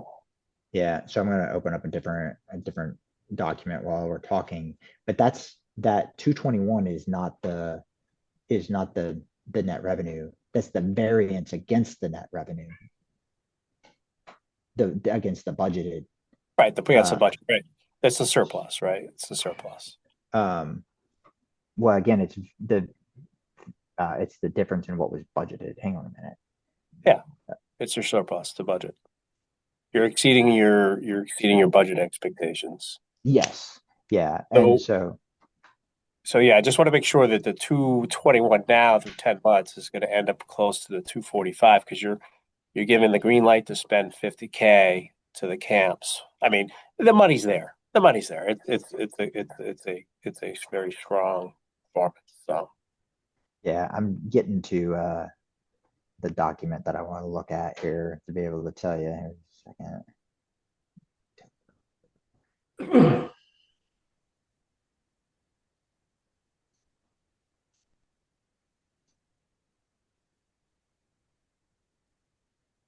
So the actual surplus right now is 290.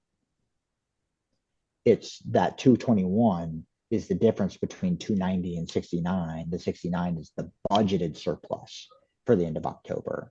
Plus 221 is 290. The actual surplus right now is 290,000.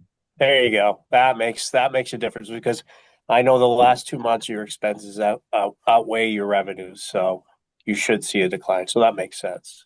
Yeah. Okay. I mean, it's a great question when you're looking at it that way, but yeah, it's actually 290. So cash balance leaves us with approximately $1 million. When that is broken out over your average months, your typical average months that we've been using for the last fiscal year of 232, leaves us with 4.5. That is very similar, almost exactly the same as last month. Again, in the very comfortable range. You remember what Patrick shared with us. We like being in that range. And then between all three of our funds, little movement. You can see that there was a little up and a little down between the different funds. The Fund 3 obviously had that little bit of gain, mostly in the Albert Stone, and leaving us with a total of 7.8 million. That is as of October. That is a slight increase, as you can see from the month prior, but still hovering in that same range. Oh, and that's it. Okay, any questions on the budget? Could I have a proposal to accept it? So moved. All in favor? Aye. Aye. Anybody opposed? Okay, thank you. The next item is a review of the executive spending policy. David, you want to, with the finance committee didn't approve that last time, so you want to go over it again real quick and we'll take a vote on it. Oh, that would be appreciated. Again, this is just to make our life easier and provide our executive with the flexibility they need to run our operations. So what we're suggesting is we permit them to expend up to 25,000 out of Fund 1 for capital. Fund 2. 20. What? Fund 2. Fund Not 2. Fund 1, Fund 2. Fund 2. Yep, sorry. Sorry, an aggregate of 15,000. It was originally 25, 15,000. And we put some guardrails on this, in particular, that the CEO needs to obtain the concurrence, essentially, of two of the following officers: the president, the executive vice president, finance committee, or treasurer, any one of them to embark on those expenditures, and then report to the board at the following executive board or executive committee meeting. And the board would acknowledge that action. So again, what we're trying to do is give our CEO flexibility to essentially be able to do things rather than having to put him on hold, or put them on hold, I shouldn't say him, on hold until we can arrange for a special board meeting. Okay, any questions regarding that proposal? I'm fine with that, Dave.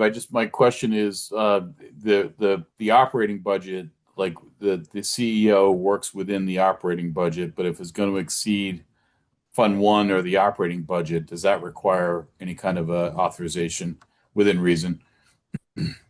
I would have to say yes. This is solely meant for capital items out of Fund 2. Okay. If you recall, we had those issues, for instance, 2 years ago with the ovens and up at Yep. Monoxide with the well.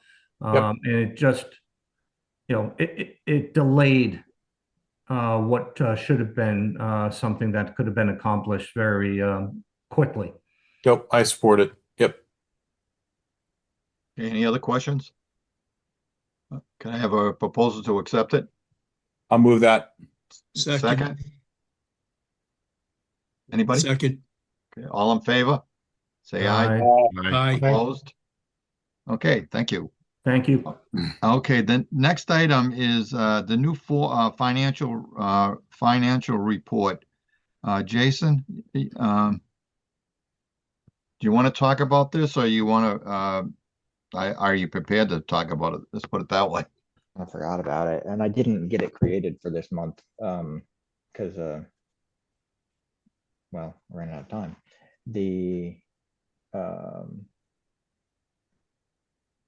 And it would not be for. This is the one that was shown at the board meeting last time. This is not intended to be necessarily a replacement for the report that Ryan just gave, because I think it's useful to have the executive committee looking at, or not the executive committee, our finance committee looking at kind of granular data more so. But this is, I guess I'll share it real quick. Again, just to look at this again, this is a report that would be a summary that would be a part of the board packet every month that provides kind of a higher level look at the finances. We wouldn't not present the true financial statements that are included in the packet now, but you have over here in boxes 2, 3, and 4 operating statement compared to budget for year to date. So that obviously is a September, September compared to September budget, and then compared to September of the prior 2 years. Same with net assets of overall 3 funds. And then looking at on the right-hand side, box 6 is all cash balances. 7 is an illustration of the Luna, or the liquid unrestricted net assets. And then the bottom 3 are just financial ratios: cash on hand, current ratio, and the cash reserve factor that national measures.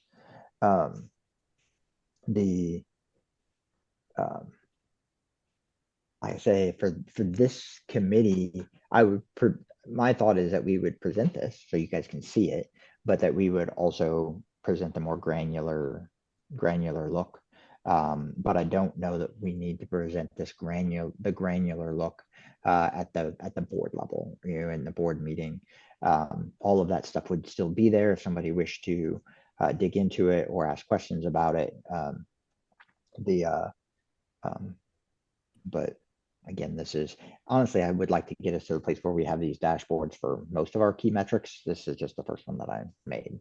So there it is. Alan, are you just wanting to look at it again? Do you have a question about it, or did you want to take action? No, I don't have any questions, or I'm just wondering about the rest of the committee, what their feeling is. If I understand you correctly, the financial reports that we currently get, that we'll still be getting, this is for the board itself use, correct? That was my intention. And again, I like it. It's a very simple pictorial. Yes. Because we don't necessarily have a ton of finance people. And I'm not denigrating anybody on the actual board, but this is maybe a picture that if they've got some questions, they then can drill into a specific area. Now, Is this Jason, compliant with the state and our charter as far as financial reporting? Great question. Good question. I don't know, but like I said, the actual financial statements, which honestly I don't think we've been providing. They may not have been in the packet now as I think about it, but our operating statement, balance sheet, and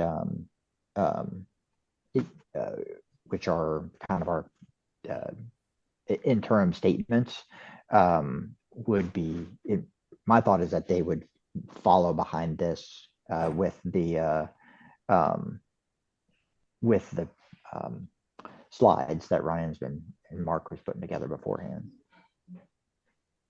I think I'm okay with the bigger picture for the board, but I do want to just remind everybody we had a couple $100,000 embezzled from the council, the Mohegan Council, a while ago, right under the noses of a bunch of committees. So I think as long as somebody is looking at the granular detail, I think that would be still important. We need to have some kind of oversight into, the expenditures and just making sure that we're on top Chris, of that. can I ask a question? Like right now, is it the finance committee that's responsible for that granular look, or is it the whole board? It's not the whole board. I think it is. I think it's the treasurer, honestly, but Okay. I'm not, Ryan, you can correct me on that, or Mark, but I just somebody like when we sign checks, for example, right? And we're signing. So what happened with that whole fiasco was we were writing checks to some landscape company and they were embezzling money basically out of the council. And so, we just have to have somebody that's looking at that detail Right. outside of the staff. So creating this other chart does not diminish no that responsibility. As long as somebody's doing that, that's my point. Like the board doesn't really need to get into the nitty gritty of the expenses, but someone does. So if we could just get verification then that person X or position X, that is part of their responsibilities. Exactly. Okay. Go ahead, Jason. Well, I was just going to say, as an addition, Carolyn and I, really Carolyn, because she sent them to me and I haven't reviewed them yet. Sorry, Carolyn. Have started a review of our controls as we've switched banks and making sure that all of our controls are still, strong enough for what they're doing. I think once we've done that review and whatever, it is a good practice to annually have our finance committee review those controls and make sure that they're there's a comfort level with that and that they're strong enough and whatever. So that has started. Full credit to Carolyn for taking my offhanded comment about it and then actually starting that process. But I agree with you in that there should be a group of people looking at it on a more granular level and providing that governance. I see that as a finance committee function, and or just a treasurer function. But I do not in any way want to diminish that responsibility by creating a chart. So Ryan, you were going to say something. Sorry. I would just say that as an organization recognized by the state, the fiduciary responsibility for the entire organization falls to the board, but the board has the authority and has done so to delegate some of that work to a group of specialists. And in our case, we call that the finance committee. And it is my responsibility as the treasurer to make sure that from a board perspective, we deliver that information on a regular and digestible experience, as which we do, in this group monthly or biweekly, depending on which committee you're looking at. And the addition of another tool to review the information in a different way, I don't think it interrupts that per se.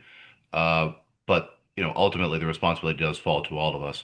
I will say, Chris, thanks for that information, because when I met with Kevin Kearney and I forget who else, a couple other David and a couple other folks. This whole embezzlement thing was not mentioned when they said, "Don't you think maybe you'd like to be the treasurer? That'd be a fun job for you."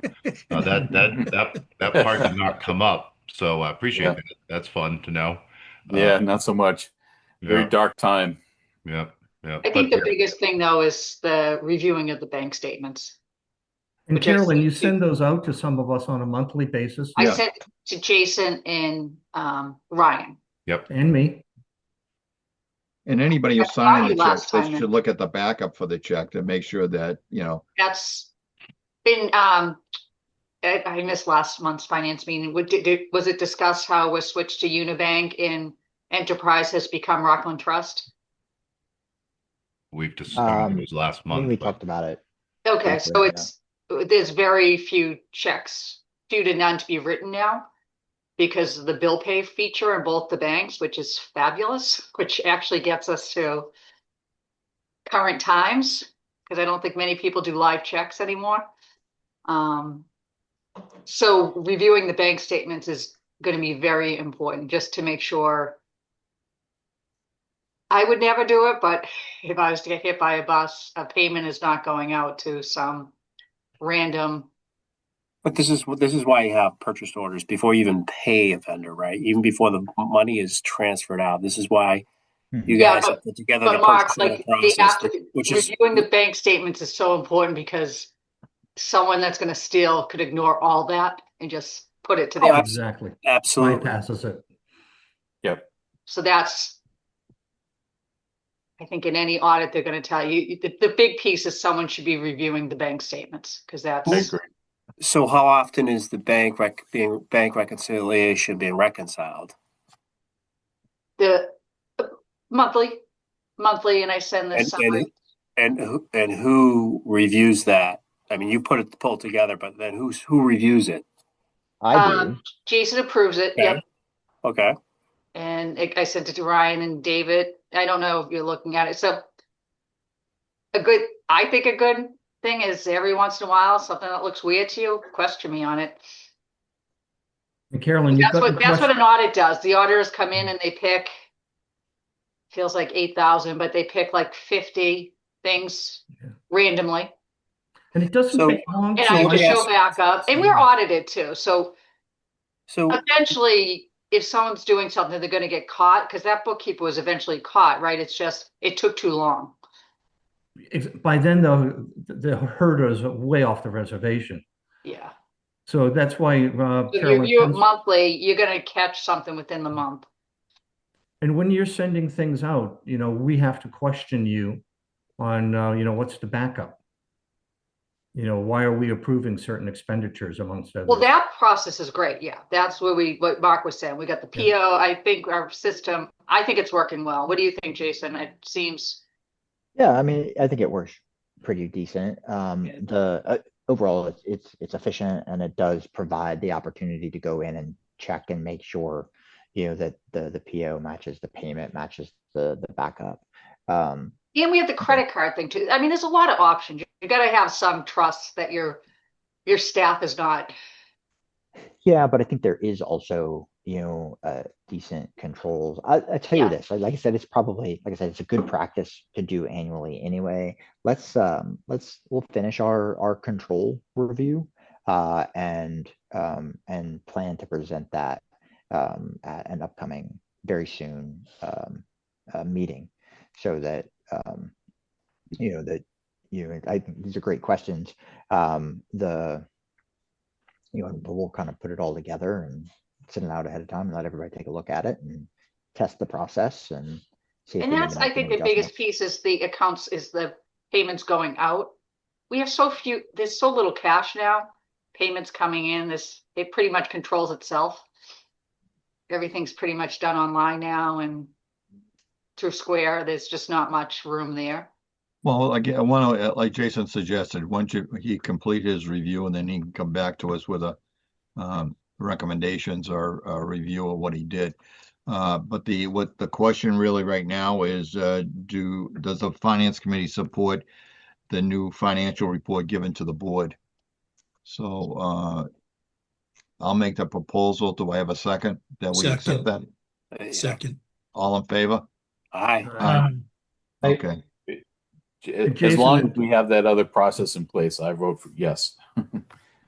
Yep. No, I agree. I agree. So go back to the granular level of detail, right? Yep. And having people outside of scouting reviewing it, such as ourselves. I mean, is it in our best interest to continue to do the treasurer's report that Ryan just presented to this group? Yeah. I hope so. Yes. I think Yeah. so. I mean, that was my intention, is that Yeah. would continue. Yeah. So whatever, and I think that we talked about, I think before, Jason, is like having it automated. I know that there's a way for Carolyn for those statements to be downloaded and then those slides to be maybe the Excel to be populated, so it doesn't take a lot of time. It's just a copy and paste, and the slide is done. So maybe that's an opportunity. Jason's been working on that, Mark, and Great. yeah, and it's huge because right, like the time it takes to put all that together is not analyzing time; it's Excel time. Yeah. So Jason and Carolyn have been really helpful with that. Yeah, it's really very close. Like, I've got it built to where it pulls from the state, from Carolyn's reports. I just haven't, like, as I've tested it a few times and kind of built the process, I then haven't sat with Carolyn and said, okay, this is what I do with your reports. And then to see whether those, there's adjustments that can be there. So it really is just a, dump. Right. But right now, it honestly takes me maybe 10 minutes, if that. Nice. Like I said, once we get it refined, I think it will take even less. Perfect. So we're getting very close. Jason, just a heads up, this template did not make it into this budget. I mean, into this board packet. I am aware it didn't get built. I was otherwise indisposed. Sorry. Was that for the recording, David? Was that just to get it like on record? Somebody just got hit by the bus. Wasn't approved yet, David. Sorry. Good retort. Thank you. Okay, the next item on the budget was to go, I mean, on our agenda is to discuss the budget. Correct me if I'm wrong, but the feeling I got was the only real issue on the 2026 budget is the addition of that individual to help with the grants and special events. Am I correct in that, or is there other questions? I had another question regarding the staff salary increases, and I'm a camp guy, so please take that for what it's worth to you. But so a 15% increase is in the real world, in the profit world, would be pretty dramatic, right? So cost of living is 3 to 4%. People are giving raises in that range. We're tripling that. So I know we had done some other salary adjustments. Why the 15%? If we went with 10%, we're doubling the cost of living. Anybody in the world who got a 10% increase would be very happy with that. So like 15 is a big number. So I just want to ask again, like, did we do wage comparison to come up with that, or like where do we get the 15%? Chris, Jason, do you mind if I start just to say, Chris, it was my first question too. And at one point, I think one of the camp proposals was like 20%. And so the answer satisfied me. The answer is we're not really focusing on, full-timer type staff. We're talking about mostly, almost entirely, 16-year-olds who are getting paid. I forget the number, but it is some awful, like embarrassing pittance to come and spend their entire summer at the camp, bringing them to a level that's still obnoxious, embarrassingly low. But we're not talking about drastically increasing, the full-time staff members. So different than when you and I get a raise. We're talking really about the it's almost like a stipend that they get in the summer. Understand. I was a camp director for 5 years. I get it. Okay. I want our camp staff to be well paid. I'm just, where did we get the 15%? Is that based on, do we do a wage study with other camps to see what other people are paying? Just want to question that a little bit. Yep. So I don't know about the wage study. What I know, it is built around a target summer wage for those 16, 17-year-olds of about $2,000 for the summer. So if a kid comes and works the whole summer, and I believe that's on a one knock fit summer, which is longer, would be they came and they did the full 8.5 weeks. They go home with $2,000. The and the I don't remember how that worked out in terms of hourly or anything like that. I haven't done that math, but it also includes the addition of a couple of additional people. So but there's no significant raises for like Ryan said for the 21, 22, 23-year-olds. It is really targeting that lower that younger staff, and so I think it takes them, I actually don't want to quote, but that is going to be a more significant percentage wise than probably even 14-15%. Now the biggest difference in the reason why one camp was greater than the other is that there was a duplicate entry. There was an allocation to Webelo's camp that should have happened that didn't, and so when corrected brought the two pretty much in line. But as far as and Mark, maybe you were sitting next to Kelly when she had this conversation with Danny and Andy, but I know that they worked through that and they had those conversations about how they were going to build that structure and how they were going to try to implement those salary increases. If you guys want more detail and feedback, I'm happy to get it. That's just all I know. I mean, it's been a common theme, right, for like the last several years.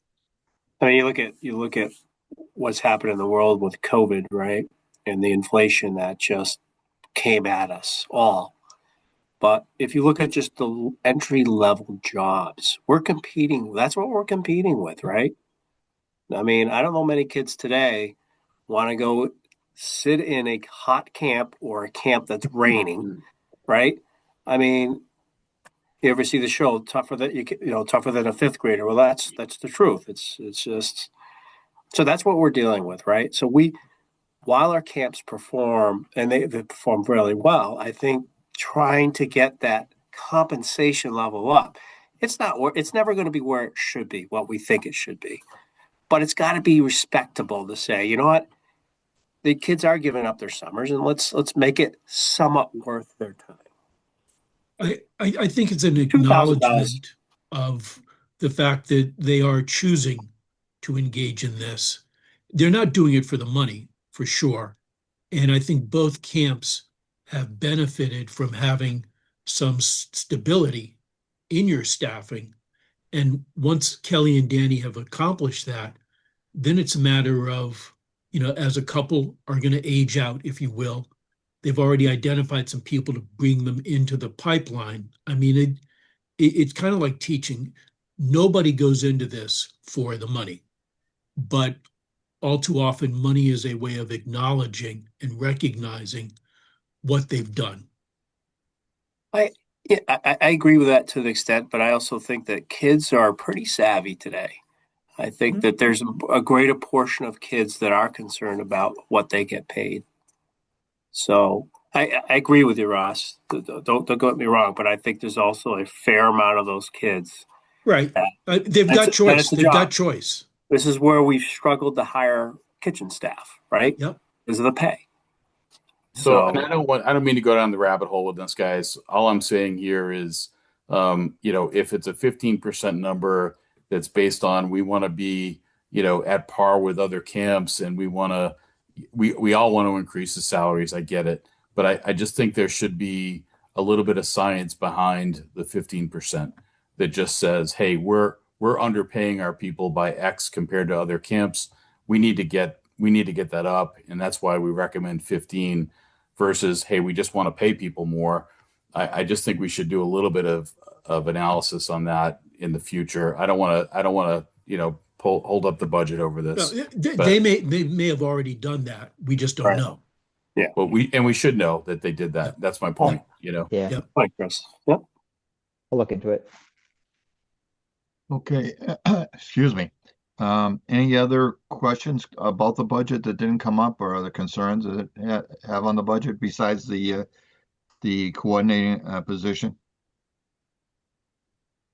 Okay, then I have a question on the coordinating position. I know there's the issue with they didn't go through the proper channels, but is anybody really against hiring this person, hiring a person, regardless of what the salary would be and going through comp and the proper procedure? But is there any real disagreement about hiring an individual to do this?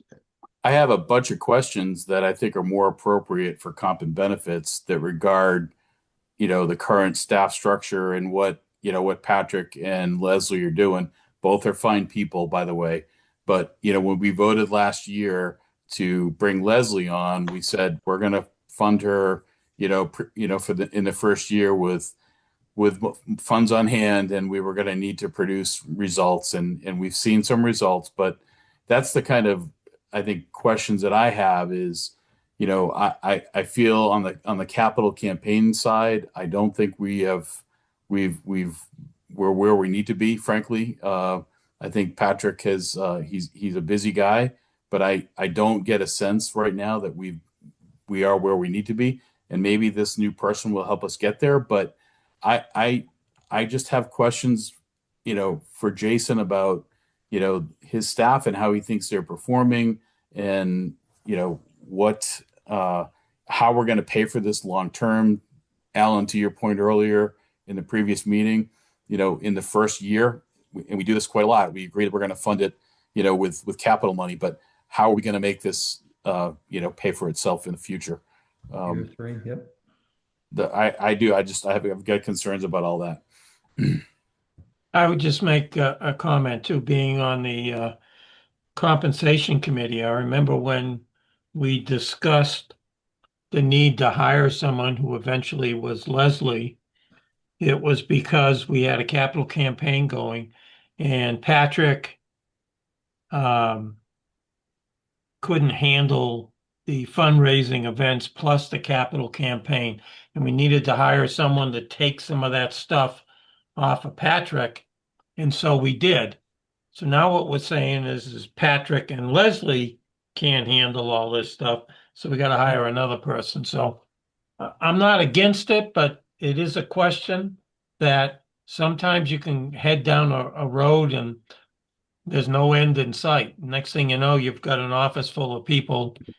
We don't have an office full of people now. Don't get me wrong, but I remember the purpose of hiring Leslie is so that Patrick had more free time to address the capital campaign.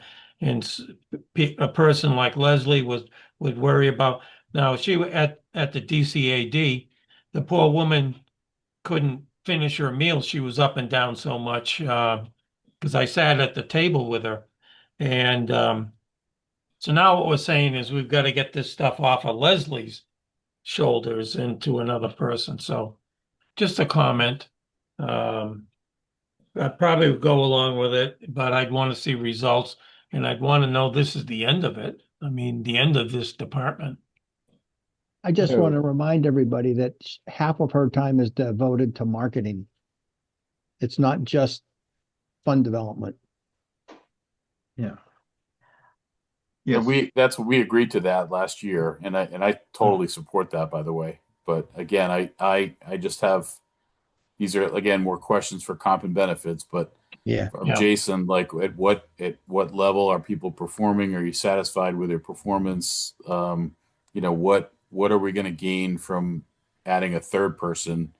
And we still have 2 unfilled positions we need to fill as well. So we've got a lot of hiring to do. Yeah. Yeah, I mean, my concern has always been that we get too top heavy again. We've got the funds to do it right now, but going forward, we don't know that. And we don't want to hire somebody today and have to let them go tomorrow. And we want to hire somebody that'll be with us and do the job. Yeah. So well, I've got a comment, but is there anybody else that has a comment? Yes, Yeah. Ira. So my question is on the delineation of the roles and actually the expectations. So as we're talking, okay, Leslie is doing marketing. Leslie is doing the grant writing. Is there any more detail than that for what we're looking for from Patrick, from Leslie in this new position? And maybe if we write out everything that Patrick and Leslie are doing, would it be clear? Would that help to us recognize, yeah, they are really carrying a large load. They're carrying more of a load than they should, than that we should be asking them to do.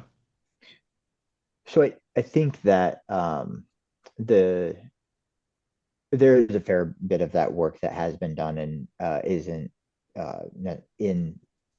all built into what you guys are seeing in the proposal. I'll be honest. I think my takeaway from where we're at right now is there is I think a general sense of like openness to consider the position, but not a feel that there is adequate time like right now to get people fully like they have all of their questions answered. And Alan, I might suggest that the question that we really should answer right now is, do we feel like that we have adequate time to get this answered in the next 2 days, 3 days, or do we feel like we are, as a finance committee, are suggesting that we hold off till December? And what I don't want is I don't want us to move forward with a position where there's question, where there's concern. There's not always going to get everybody wholly on board, but there's more question here than what I think than where I'm comfortable with. Like I'd rather get some of this stuff vetted out than just like trying to push through. And 1 month isn't gonna be that big of a difference. I suggest, for just me, that we don't try to push forward for this coming meeting, and that we work over the next month to get through the process, vet some of these questions, and then move for approval or not approval in December. That's my read of the feeling on things. I agree with what you just said. I mean, I would like to wait until the next finance committee meeting, and at that point, we either vote for the budget without the addition of that individual, or vote with that individual, and hopefully before that meeting, the comp committee will have a chance to sit down and maybe ask the questions and get the answers. Yeah, I'll work to pull together a meeting, and Terry, you're on that committee, so you can you'll get that anyway. But I'll work to get that done here in the next short amount of time. The holiday coming up, I think we can get it squeaked in. So yeah, Okay. and we actually have a document that you all received that talks about an upper level view of what those people's jobs are today. We also have a backup document that shows what that structure would look like if we go forward with this new position. So it's basically a chart that shows the roles and responsibilities of each of those people. And Jason has seen that document. It's not like it's secret. So we Okay. can certainly, Jason, you and I can work on making sure that gets out to folks. Yeah. Mhm. So unless somebody on the finance committee disagrees, we'll put this off until the next finance committee meeting and hopefully be able to make a decision at that point. Is there anybody not agreeing with that? We'll just Okay. table the budget discussion for Thursday night. Yeah. The last item on my agenda was the capital budget. Unfortunately, I didn't get the capital budget until I opened the executive board packet, and that was in there. So I didn't have an opportunity to forward this to everybody. Some people might have received it because they're going to be at the executive meeting. So the only thing I'm going to tell you on it is that if I'm reading this right, and I only looked at it real quickly, the budget is around $405,300, of which $235,000 comes from grants, and $170,300 come from our capital money. And it's the sheets I have break it down, what they're proposing and everything. So I'm going to get this out to you after this meeting. I'll get it out tomorrow so the whole committee has it. But we're not going to be able to just. Everybody who got the agenda would have received it. I'm sorry, say that again. Everyone who got the agenda for the executive board meeting already has it. Yep. Okay. And Alan, I'm on the call still to answer any questions, even if they're premature, where others may still need to brush up and read stuff. But between Jason and I, we can answer any high level or detailed questions if there's anything that stands out. But you gave a pretty good summary of all that, and I'll just point out that the categories are both camps and a third breakout for the Council Service Center too. Andrew, my only concern would be if we do kick this over into December, what would that do to the rifle range up at Winoxet, the timing to get that open before the summer season? Yeah, great follow-up, David. I think that's the only project at risk at this stage, because we know that the McGee money, any McQuaid money, and then obviously the funds that we control through Stone are a January type thing, or even February for that matter. So the rifle range would be the one that within the next 30 days. Now we're still waiting on a building permit, but we may be a few days, a week, 10 days away from getting that, which means that weather permitting, we could start demo on that project, which would be we're looking at about $60,000 total budget for that, which is the tear down, the engineer and the build, the materials and rentals and stuff like that. But of the things that we would need within the next 30 to 60 days, that's about 18.5K, dumpster, equipment rental, stuff like that, removal fees, things like that. So that would plus about 7 or 8 for concern. Engineering. Jason, come again. I missed that. I said plus about 7 or 8 for engineering. Yeah, so 18. So we're looking at, we need kind of half that within the next 30 days to affect the timeline, how we would like, weather permitting, of course. How soon do you expect to get the McGee money? Oh, not until next year, but that wouldn't play a role in. So you would have to tap into the capital money that we already have, then, correct?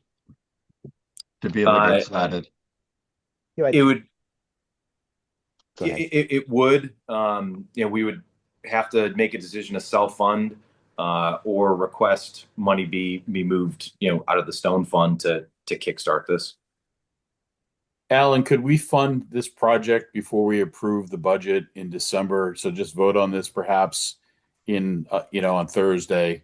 And then I have a 30,000 foot concern about Fund 2 in that we know what we want to spend for this year, but we should be looking at a higher level. How much do we want to maintain in Fund 2 for emergencies for both camps? How much should we be spending or investing every year? Maybe we spend the interest. We need to have, I think, a higher level conversation about how to spend Fund 2 every year. Just like McGee has a meeting every year and they say, okay, we've got X amount of money to give this year. How are we going to give that up? I would love us to get into that position where we tell the properties committee, hey guys, we've done the math. We've looked at our investments. We've got $100,000 to spend this year. You guys prioritize and tell us what you need. I just think we need to have that higher level review but I don't want to, impact obviously the rifle range project.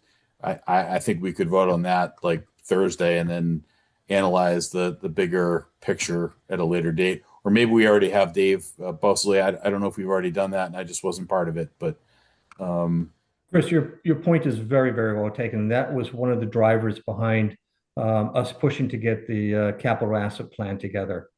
Because just taking the rifle range in isolation, I mean, that may be the nearest point of pain right now, but we need to really have an overall comprehensive idea of what is coming down in terms of needed expenditures across our council.